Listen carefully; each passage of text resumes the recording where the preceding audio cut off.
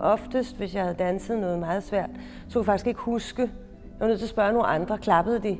Jeg havde jo stået der og lavet mine komplimenter, men det var ikke det, der betød så meget for mig. Det var meget, hvordan jeg selv mente, jeg havde præsteret. Jeg startede på teater, var jeg 8 år gammel. Som barn var det mest teatermagien og kjoler og kostymer. Så bliver man mere og mere ambitiøs. Først så er det hele kampen for at opnå drømmen, få en ansættelse, blive danser. Så vil man gerne være solist, så vil man gerne være solodanser. Det er en hård verden, det er en svær verden. Du bliver målt, vejet og vurderet. Og ikke mindst af dig selv. Jeg elskede at være på scenen. Jeg synes, det var fantastisk.